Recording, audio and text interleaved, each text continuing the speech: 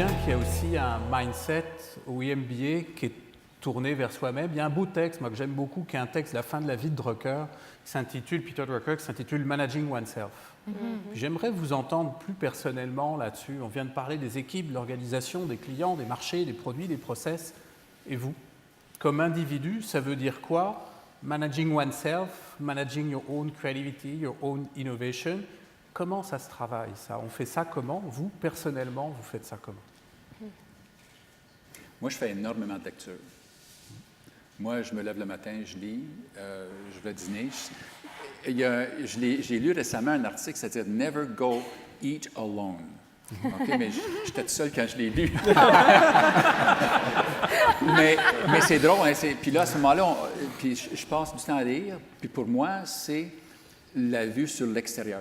Puis je fais une lecture. Je ne sais pas si vous connaissez ça, Executive Summaries. Oui. OK? Extraordinaire. Puis là, à ce moment-là, j'en lis un, puis je le passe justement à quelqu'un dans l'organisation. Puis là, ça circule et tout ça. Puis pour moi, c'est une opportunité de partager des connaissances que j'ai acquises en même temps que mes employés. Souvent, on a dit, mais la direction, eux autres, là, ils ont des connaissances qu'on n'a pas, mais là, on a les mêmes connaissances en même temps. C'est ça qui est le fun aussi. Là. Donc, pour moi, gérer ça, c'est de faire beaucoup de lectures, puis ça facilite mon travail. Parce qu'encore une fois, on a des nouvelles idées, les idées viennent de l'extérieur. Moi, les gens disent tout le temps, là, il y a un genre de petit mantra chez nous, c'est entre moi et les employés, on n'en parle pas trop souvent. On ne le dira pas. On ne le dira pas, mais c'est beg, borrow and steal. OK? C'est que, non, mais à un moment donné, pourquoi réinventer la roue? OK, c'est un peu ça. Puis si on a un regard vers l'extérieur, on voit qu'est-ce qui s'est fait, puis là, we build on it.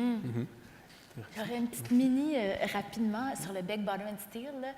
En cirque ou en créativité, ce qu'on dit souvent, c'est quand on veut voler une idée, ça n'a jamais été fait par moi, de ma façon, avec les gens qui sont ici, dans ce contexte-là, par cette entreprise-là. Donc, quand on se met à se l'approprier, à la faire de notre façon, il y a comme une façon de voler avec fierté. Donc, de le faire soit en reconnaissant de qui on a eu l'idée ou en la modifiant suffisamment, en se l'appropriant puis en s'en inspirant finalement pour en faire autre chose. Mais c'est ce que notre compétition fait aussi. Hein? Quand Procter & Gamble, en 2000-2003, invente littéralement l'innovation ouverte, la devise, c'était « Proudly found elsewhere ». C'est-à-dire, je l'ai trouvé ailleurs, puis je l'ai ramené. Je suis fier de l'avoir ramené, parce qu'on a appris quelque chose qui nous renvoie à la lecture et à la contamination. Comment on cultive sa créativité, Michel, Martin? Mais moi, je reviens à la notion de plaisir. Pour moi, c'est dans les petits plaisirs dans la vie. Moi, je me nourris un peu partout, dans les arts, dans les voyages, dans le design, quand je vais au restaurant, c'est n'importe où. On dirait que mes antennes sont toujours ouvertes, puis ça n'a rien à voir avec mon industrie, ça n'a rien à voir avec ce que je fais dans la vie, mais je ne sais pas, on dirait que... Puis, j'ai pas plus grand plaisir que si j'arrive un matin à mon équipe, je dis, j'ai une idée, on pourrait faire ça, puis après ça, ils prennent l'idée puis ils réalisent. C'est comme, wow, c'est extraordinaire. Parce que je leur dis toujours, c'est bon d'avoir une bonne idée, mais il faut encore la réaliser. Ouais. Et je ne pourrais pas dire exactement c'est où, mais c'est vraiment, tu sais, je peux autant nourrir ça en lisant, je ne sais pas moi, oui, en lisant un texte, mais en allant voir un spectacle de danse ou en allant au restaurant. Je ne sais pas, c'est comme partout. C'est dans la vie, quoi, la créativité. Je ne peux pas te l'expliquer exactement. Je dirais de mon côté, ça serait de me permettre de poser des questions niaiseuses tout le temps. De ne pas avoir peur quand on rencontre soit des clients, des collègues, de poser des questions pour stimuler la curiosité plus. Puis quitte à ce que, des fois même, on sait la réponse, mais on peut être surpris par la réponse parce qu'on l'avait préconçue dans sa tête. Donc, poser beaucoup de questions.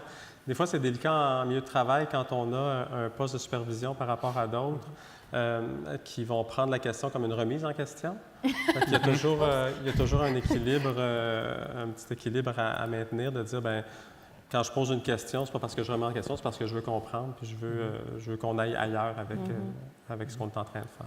Vous savez, Germain, que vous avez un homonyme qui s'appelle Guy Archambault, qui a été à l'école, un pilier, puis Guy disait, en gestion, au fond, on raconte beaucoup de choses, nous, profs en particulier, puis il n'y a qu'une question qui vaut aussi en innovation. Il appelait ça le « qu'est-ce que t'en penses ?»